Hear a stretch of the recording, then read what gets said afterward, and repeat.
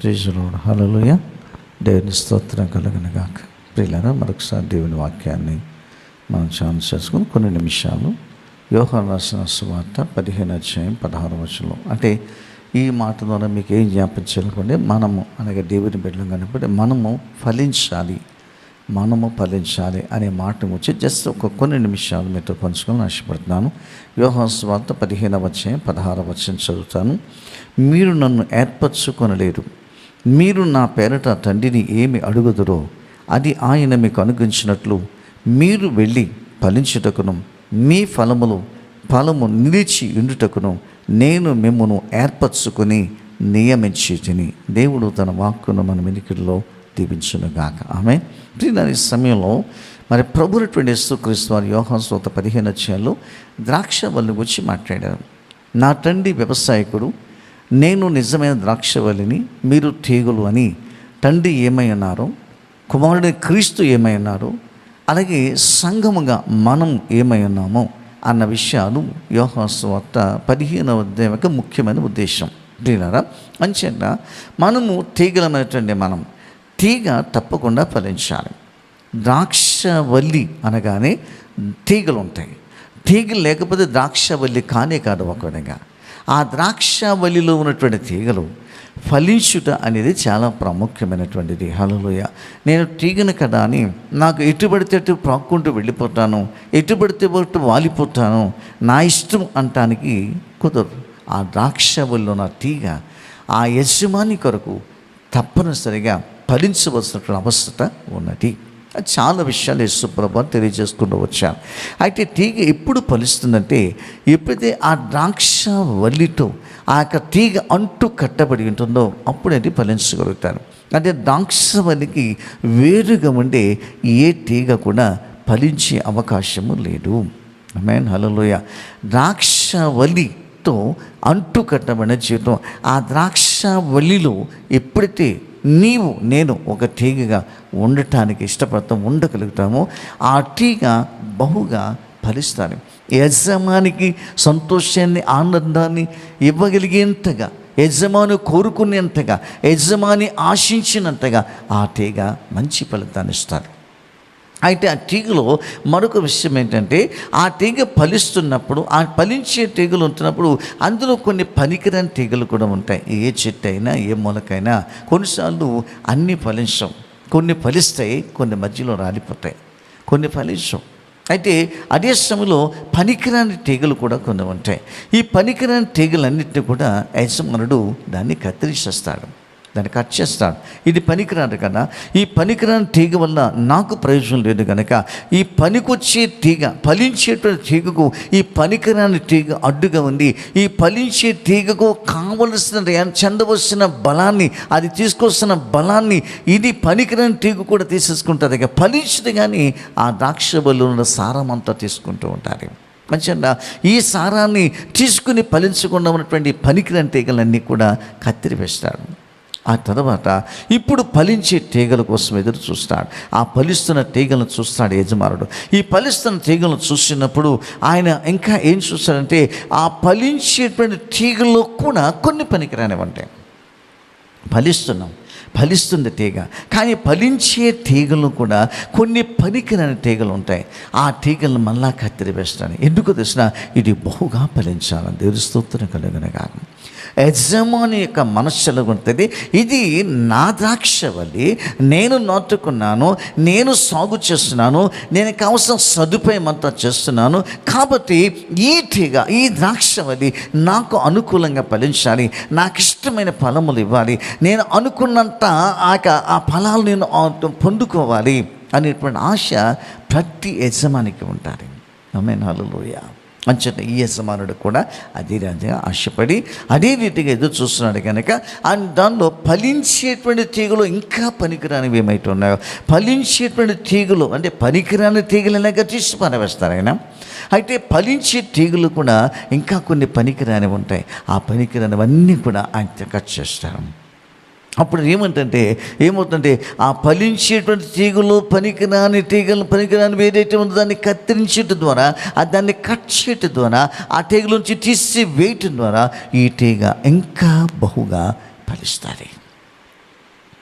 అది ఆ యజమాని యొక్క ఆశ. ప్రేక్షకుడు, మన యజమానటువంటి యేసుక్రీస్తు వారు, మన యజమానటువంటి తండ్రి అనే దేవుడు మన యెడల కూడా అదే ఆశ కలిగి ఉన్నాడు.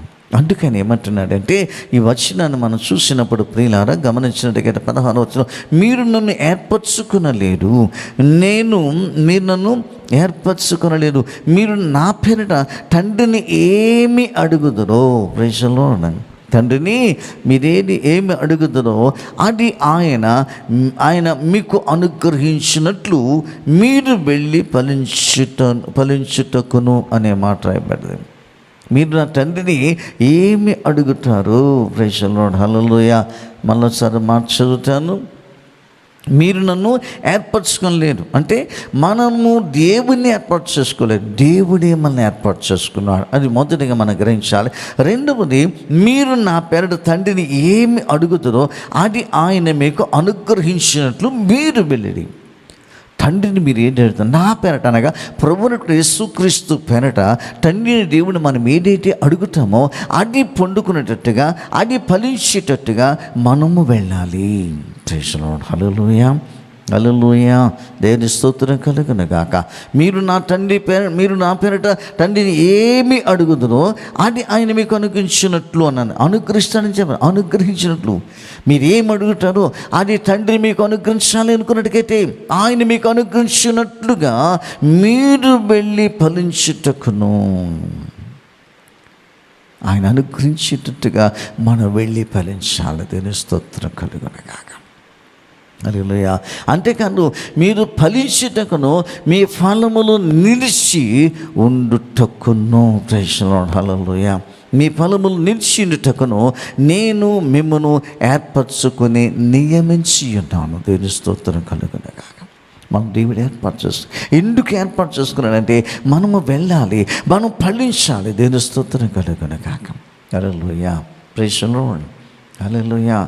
మనం ఫలించాలి, అది దేవుని ఉద్దేశం. ఫలించాలంటే తండ్రిని మనం అడగాలి. అడిగి మనం ఫలించాలనుకున్నట్లయితే మనం ఆయన నుండి పొందుకునేటట్టుగా మనం వెళ్ళి ఫలించాలి. అంతేకాకుండా ఫలించినటువంటి ఫలములు అవి నిలిచి ఉండే ఫలాలుగా ఉండాలి. ప్రైజ్ ది లార్డ్, హల్లెలూయా. ఈరోజు అనేక మంది జీవితాల్లో నిలిచే ఫలాలు కనిపించటం లేదు. మళ్ళీ ఆత్మ ఫలము వేరు, దాని గురించి మాట్లాడలేరు. ఇది ఒకనిగా ఈ యొక్క సందర్భం ఏంటంటే, దీని యొక్క ఉద్దేశం ఏంటంటే, నేను మీతో ఈ వచ్చిన ఏం పంచుకోనుకుంటే, ఇది ఆత్మల సంపాదన, ఆత్మల పంట, నశించిపోతున్న ఆత్మల పంటను మనం సంపాదించాలి. దేవుని స్తోత్రం కలుగును గాక. హల్లెలూయా. యేసుప్రభువు వారు ప్రియులారా ఈ లోకానికి వచ్చినప్పుడు తండ్రి దగ్గర ఒక మనవి చేసుకున్నాడు. ఒక మాట చదువుదాం. 17వ అధ్యాయంలో, సువార్త 17వ అధ్యాయం 6వ వచనం. అక్కడ ఏముందంటే 6వ వచనంలో, లోకము నుండి నీవు నాకు అనుగ్రహించిన మనుష్యులకు నీ నామమును ప్రత్యక్షపరచితిని, వారు నీ వారై ఉండిరి, నీవు వారిని నాకు అనుగ్రహించితివి, వారు నీ వాక్యమును గైకొనుచున్నారు. Praise the lord. నీవు నాకు అనుగ్రహించిన మాటలు నేను వారికి ఇచ్చి ఉన్నాను,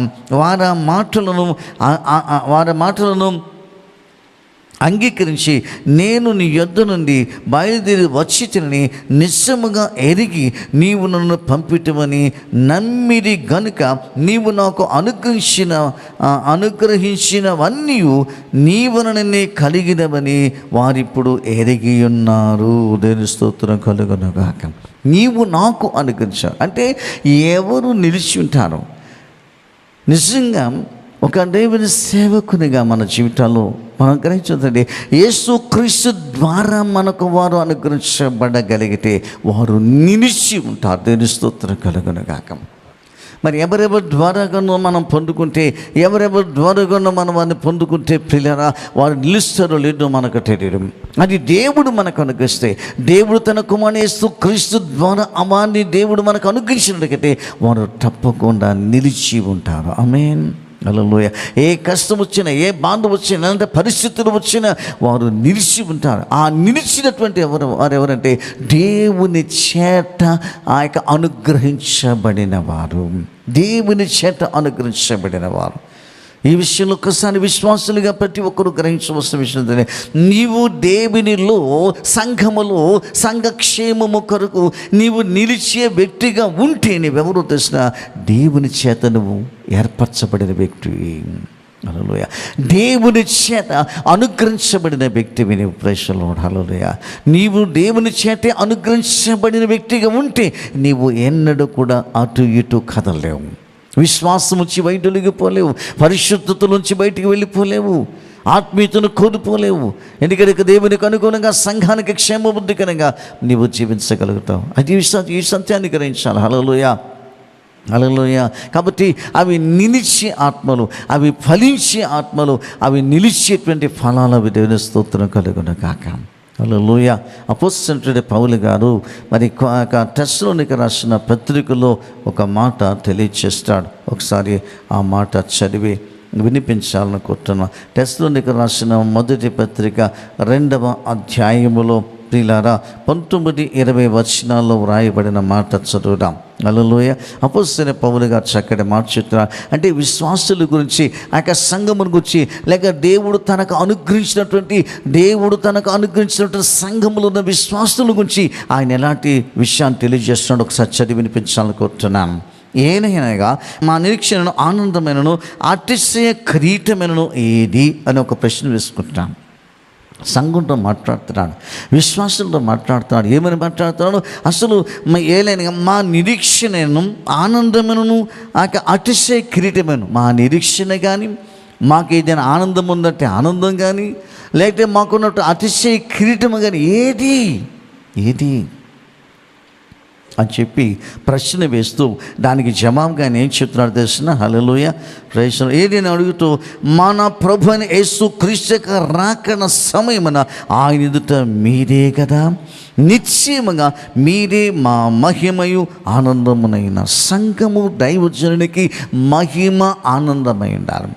సంఘము దైవజనునికి ఆనందమై ఉండాలి. సంఘము దైవజనునికి నిరీక్షణకు ఆస్పదమై ఉండాలి. సంఘము దైవజనునికి అతిశయ కిరీటమై ఉండాలి. దేశంలో యేసుక్రీస్తు రాకడలో యేసుక్రీస్తుని ఎదుర్కొంటున్నప్పుడు సంఘము దైవజనునికి కిరీటములాగా మహిమలాగా ఉండాలి. దేశంలో ఈ పౌలు గారి సత్యాన్ని చెప్తున్నాను అక్కడ. ఆమేన్. మా ఆనందం, మా సంతోషం ఏంటి? మా ఆనందం, మా సంతోషం మీరు ఇచ్చేది మేము పండుకుంటున్నాం కాబట్టి, మీరు ఇచ్చేది మేము తింటున్నాం కాబట్టి ఇది కాదు. యేసుక్రీస్తు రాకడలో మీరు నిలిచి ఉంటారే, యేసుక్రీస్తు రాకడలో మీరు ఎట్టబడతారే, యేసుక్రీస్తు రాకడలో ఆయన ఎదుర్కొనగలిగేటువంటి సత్తా కలిగి ఉంటారే. అలాంటి మీరే మా నిరీక్షణ, మా ఆనందము, మా అతిశయ కిరీటము, మా యొక్క మహిమ అని పౌలు గారు సాక్ష్యం ఇస్తున్నారు. దేవుని స్తోత్రం కలుగునుగాక. హల్లెలూయా. ఇప్పుడు నిలిచి ఉంటాం వేరు. యేసుక్రీస్తు రాకడ వరకు, అంచెదినాల్లో ఉన్న మనము ఆయన రాకడి వరకు కూడా ఆయన నిలిచి ఉండగలిగితే, ఆయన రాకడి వరకు ఎవరైతే నిలిచి ఉండగలుగుతారో, ఆయన ఎదుర్కొనగలిగేటువంటి సత్తా ఎవరికైతే ఉంటుందో వారు దైవజనునికి నిరీక్షణకు ఆస్పదం, వారు దైవజనునికి అతిశయ కిరీటంగా ఉంటారు, వారు దైవజనునికి నిరీక్షణగా ఉంటారు. దేవుని స్తోత్రం కలుగునుగాక. అంతేకాకుండా 21 వచనం అంటాడు, నిశ్చయముగా మీరే మా మహిమయు ఆనందము. నిశ్చయముగా మీరే మా మహిమకు మీరే కారణం, మా ఆనందానికి మీరే. ఎప్పుడు? మీరు క్రీస్తులో నిలిచి ఉంటే. హల్లెలూయా.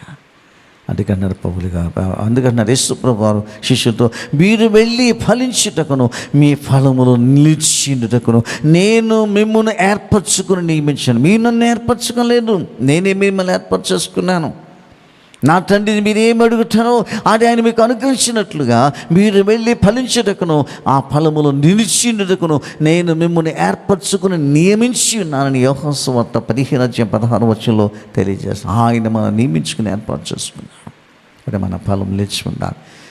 సంఘంలో ప్రతి విశ్వాసి క్రీస్తు కొరకు నిలబడాలి, క్రీస్తు రాకడ కొరకు నిలబడాలి, ఆయన రాకడలో ఎట్టబడేటువంటి గుంపులోనే ఉండాలి. హల్లెలూయా, హల్లెలూయా. అలాంటి అనుభవం నీవు ఉండగలిగితే నీవు దైవజనుడు కూడా సంతోషించగలుగుతారు. Praise the lord. హల్లెలూయా. అవి నిలిచే ఫలాలు, అవి నిలిచేటువంటి విశ్వాసులు, వారు నిలిచేటువంటి ఆ యొక్క ఫలాలు ప్రియులారా ఆ ఫలాల గురించి యేసు ప్రభు చెప్తున్నాడు. అందుకే ఆయన అన్నాడు, నీవు నాకు అనుగ్రహించిన వారికి నేను నీ వాక్యము ద్వారా నేను ప్రత్యక్షపరుచుకున్నాను, నిన్ను ప్రత్యక్షపరిచాను, వారు విన్నారు, అంగీకరించాను అని యేసు ప్రభు తనను వెంబడించిన వారి గురించి చెప్తున్నాడు. అదే రీతిగా ఆయన వెంబడించే వారికి ఉన్నటువంటి మన జీవితంలో మన ద్వారా అనేకులు ఫలించాలని, అనేక ఫలాలు నిలిచి ఉండే ఫలాలుగా ఉండాలని దేవుడు కోరుకుంటున్నాడు. అలాంటి నిలిచి ఉండే ఫలములుగా ఉండాలి అనుకున్నట్లయితే యేసు క్రీస్తునందు విశ్వాసం వచ్చిన వారు ఏ పరిస్థితుల్లో కూడా గలిబిలి కాకుండా మీ విశ్వాస జీవితాన్ని, మీ ఆత్మీయ జీవితాన్ని, మీ పరిశుద్ధ జీవితాన్ని విట్టబడుతున్న వాక్యముల ద్వారా కట్టుకుంటూ దినదినం కూడా వాక్యములు ఎదుగుతూ, ప్రార్థనలు ఎదుగుతూ, పరిశుద్ధతలు ఎదుగుతూ, విశ్వాసంలో ఎదుగుతూ మనం ముందుకు సాగిపోవాలి. అలాంటి ఉన్నతమైన దీవెన వినుచున్న ప్రతి ఒక్కరి జీవితంలో దేవుడు అనుగ్రహించును గాక. ఆమేన్. Praise the lord. దేవుడు మిమ్మల్ని దీవించును గాక. ఆమేన్.